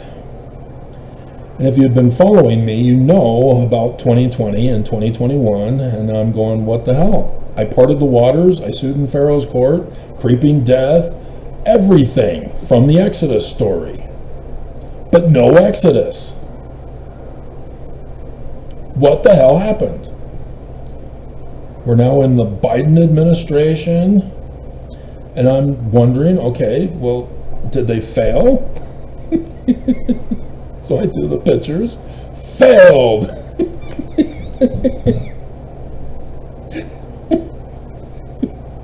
And 2024 with 8 April finishing solar eclipse happens. I wouldn't know yet that 2024 and 2025 also involves the 10 virgins. That would be at the beginning of 2025 when I found that out and did the picture and video for you on that. And then later that year, Abraham came to mind, and so I checked it out, and sure enough, it's the first 3 for Abraham. And then Abraham getting sacrificed is the next verse in 12. That's the 21st of August, 2017. So 2020 or 2014, 2015, 2016 are the 3 virgins getting sacrificed for the 3 lunar eclipses. And then Abraham being sacrificed is a solar eclipse in 2017. There's Joseph Smith showing that he's a seer, prophet, revelator, translator with the keys of Moses. And Mormons deny him. And so the election again happens. First time AI is used in the voting machines to project the winner rather than do a straight count. And Trump takes over. And Idaho chick begins watching, or at least lets it be known that she's now watching. And it lets me know about George Albert Smith's prophecy to his ward about a nuclear attack after a presidential election, but before he's installed on January 20th, on a holiday. There's only 3, Thanksgiving, Christmas, and New Year's. And nothing. 2025, Trump gives his inauguration speech, and I'm getting all the clips from it, posting the clips about how Utah is a sanctuary state and he's coming to get Utah. Doesn't.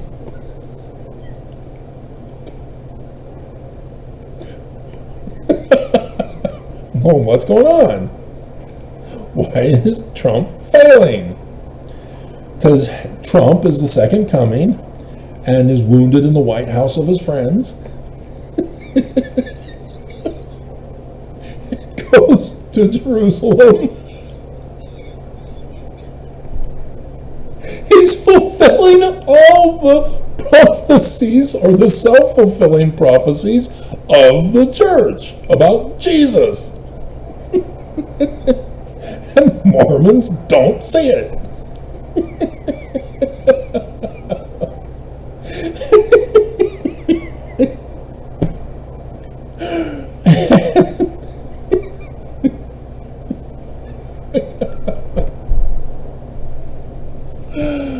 Oh my God. And I'm going to check on the news after I finish recording and then do the video. And if it gets put up late tonight, so be it. And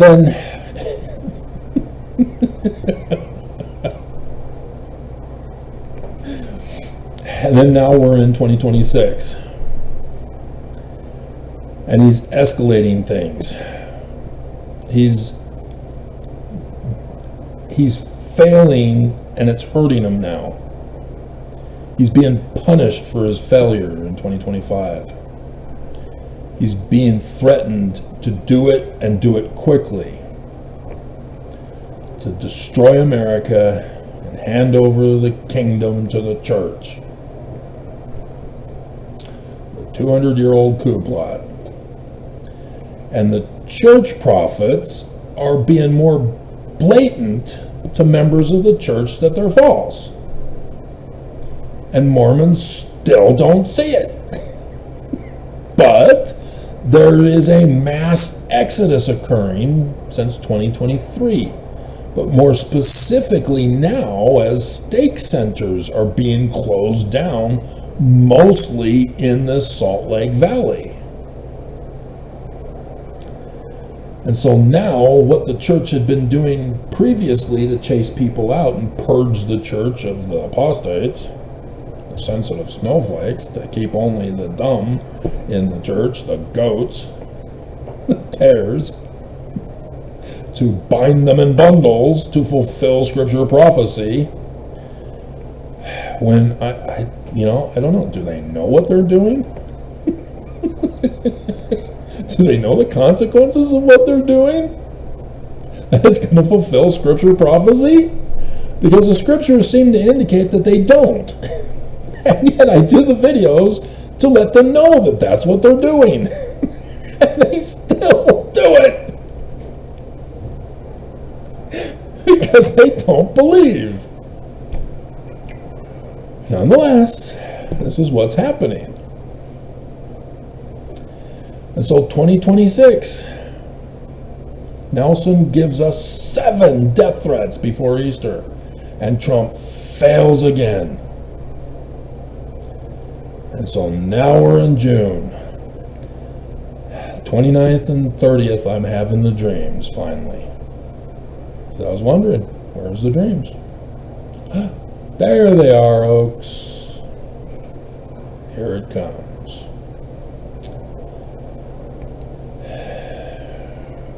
And only Oaks and Irene are in wheelchairs. And this is where I get to talk about dream interpretation. Joseph Smith says in Revelation chapter 12, the Joseph Smith translation, that the woman is the church, that the man is the leadership of the church, the bride and the bridegroom. So my parents being in wheelchairs, my mom is the church, and my dad is the administration of the church, because they're both together. That's how I'm able to interpret my dreams growing up, is knowing this. Now understand, if you're going to try to use my interpretations in your dream interpretations, you shouldn't. Because your life, you learn differently. And so therefore, your dream interpretations are going to be different. That's why I had to ask the guy specific questions about his life, what's going on in his life, how he does things. I even had to ask, are you right-handed or left-handed? Because he talked about in his dream picking something up. He was thinking that the object meant that he was supposed to get back together with his ex-wife when he's now married to another woman. That's what he wanted. And I said, no, the dream says no. You're supposed to stay with the wife you have now. Leave her, the ex-wife, alone. But we had such a great time cheating on my current wife. That's not what the dream said. If that wasn't your dream, you shouldn't have said it. But you're obviously going to do whatever he's going to do. And yeah, he's probably going to go back and cheat with his wife, assuming that that was all legitimate and not a setup by the woman wanting to do the audio. But nonetheless, if you're going to lie to me, you can get what you get. Just like the Kinderhook plates. They lied to Joseph about the Kinderhook plates. Yet Joseph Smith still gave him a translation. Brilliant!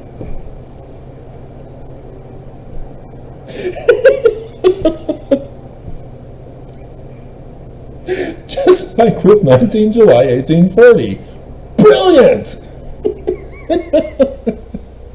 But as long as you deny Joseph Smith as a seer, prophet, revelator, translator, yeah, you can say, see, he thinks it's all true. Evil never gets it.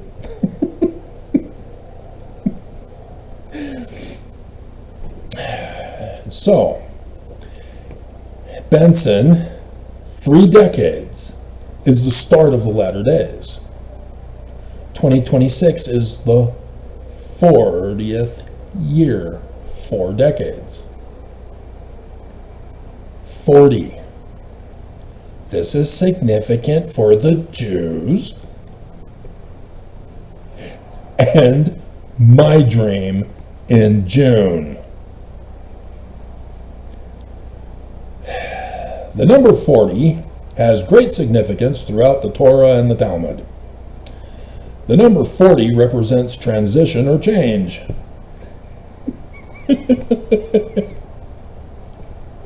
Transfer of authority. The concept of renewal. Resurrection. A new beginning.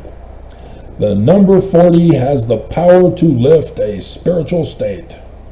So yeah, the Jews still got a little Christianity mingled with them, but I can see. And so, it is no accident that the story of Noah, as in the days of Noah, so shall it be in the latter days. The rain poured for 40 days. Nelson, flood dream. Submerge the world underwater.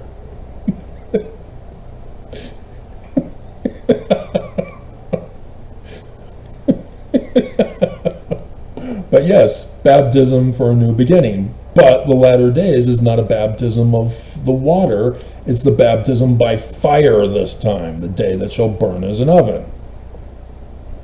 This is my warning. This is why I've escalated my warning this year. And Mormons, by me escalating the warning, have been escalating their denialism. They want to be flattered, pacified, and deceived.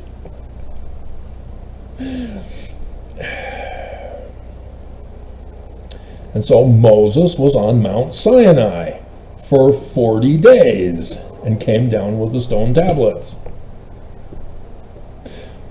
The Jews arrived at Mount Sinai as a nation of Egyptian slave, but after 40 days were transformed into God's nation. According to the Talmud, it takes 40 days for an embryo to be formed in its mother's womb. Yep, that's what I keep trying to tell you guys. In Kabbalah, 40 represents the 4 sides of the world, each containing the 10 Seraphot, Sephirot.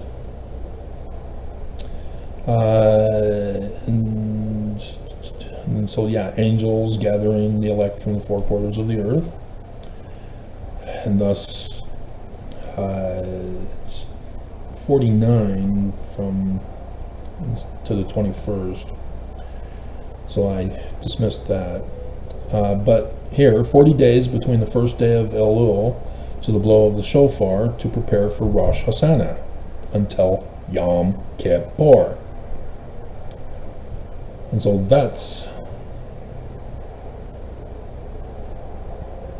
what I was also wanting. First day of Elam. I didn't check that. But no, they weren't. Right? Because nothing was, yeah. Elam was on the 16th of August. So no, nobody died on that day. But Scott, Yom Kippur. So that I thought was also interesting. That's why I wanted to go back and check that. And then the annual Teshuvah repentance period. These 40 days are the most auspicious time for personal growth and renewal. And Mormons don't care. And then the final one. After Moses led the people for 40 years in Deseret.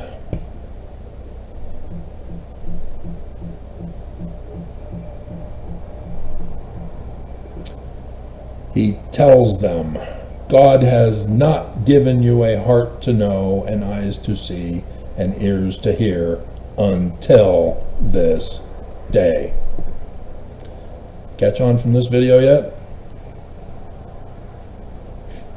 Do you have a heart to know, eyes to see, ears to hear now on this day? From here we see that it took the Jewish people 40 years before reaching a full level of understanding.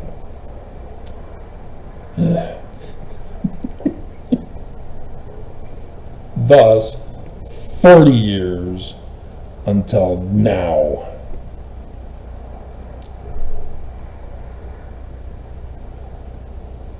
Not the 50 years for the Exodus, because that's from his birth to 2020.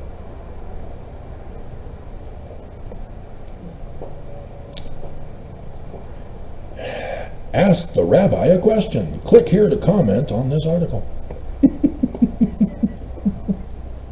And there was the ding, ding, ding, ding, ding, and why I'm doing this video.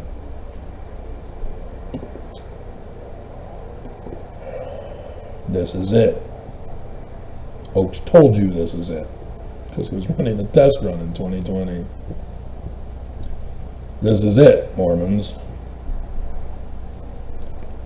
And what happened on Friday into this weekend online with a Mormon frenzy demanding that Christians be Mormon,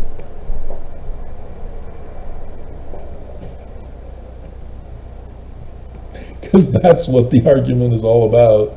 When the church claims we're Christian, you need to designate us as Christian. It means Christians are not Christian and they need to be Mormon. All hell is about to break loose. The scripture prophecies are about to happen when they think that they are trying to prevent them from happening. They can't stop it. I can't give another prophecy that's faith promoting to the church just because you demand it of me. I do what I'm told. I do what I have the dreams for. If you had run the test and found out that the physical evidence tells you that the Church of Jesus Christ of Latter-day Saints is false, you don't deny it and use spiritual witness feelings to cover it all up and hide it. This church is blatantly the enemy on numerous occasions. Multiple confirmations. A well-established fact. And Mormons won't get it. So, that's it.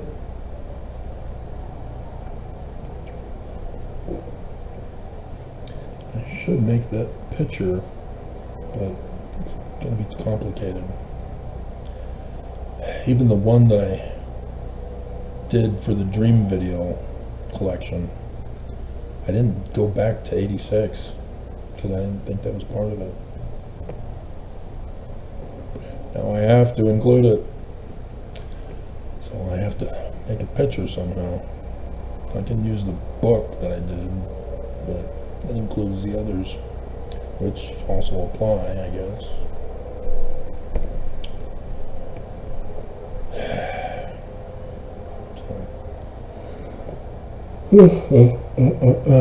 So yeah, like the Mordecai and Esther that I told you about for this month.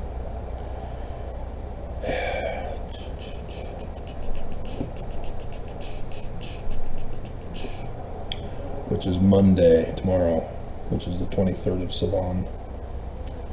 Mordecai and Esther send out the letter to the Jews, warning them of the destruction, the annihilation coming, orchestrated by Haman on the 13th of Adar.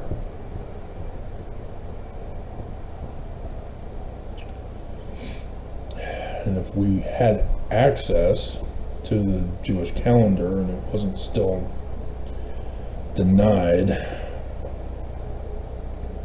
I would check to see if Adar is the 2nd of Adar, which would be the 13th month. 1313. Yeah. Because I don't think I have 474.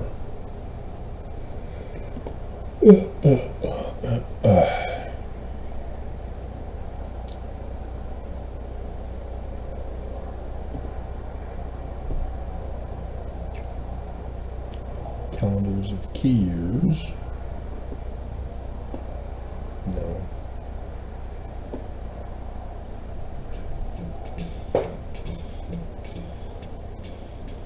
Smith, Jesus, Joseph. I have 2 Joseph Smiths. 10th year of the prophets. I did get them. Cool. So now I can go through and do that, continue on with that test. Looking for Jewish days, not just the sun shall be dark and moon turned to blood. Anyway. Alright, we're basically done. I don't think there's anything left to go over. But yeah, this is it, guys. It's not supposed to be extended any further. Trump has made that very clear. He cannot allow Antifa to win Congress. That's why he's pushing it. And the Book of Mormon tells you all this, even though they pushed it forward in time 4 more years. But yeah, this was more intense. So yeah, they technically failed. Their 200-year-old plot, they failed. That's what the Book of Mormon is exposing here. Because the 30th year in 3rd Nephi 7, that's 2020. That was the election. The chief judge was supposed to be assassinated. No president is supposed to be elected. And America was supposed to divide up into the states as nation states, of Antifa versus MAGA, and then thus the dominant political party was supposed to chase out those of the other party to have them go to those states, so that Utah would chase out any Democrat to a Democrat state, and then the MAGA states would then rise up in a civil war against the Democrat states to try to subject them into bondage to MAGA, and didn't happen. The federal government was supposed to be destroyed in 2021. That's why they did the whole January 6th thing. Mitt Romney almost got assassinated live on camera. Yeah, if you're a Mormon, you got to give up your life for the church. Mormons want to die for the church, I guess. So Mitt Romney quit.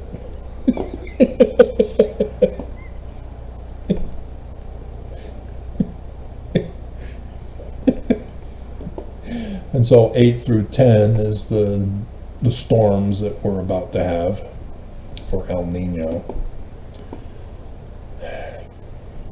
And the drought for an additional 5 years. Oh, it's on the screen. Weird. So, yeah, use the Spirit and you see things clearer. But nobody cares. So, this will give me time to think of what title for the video to do. And a pretty picture for you.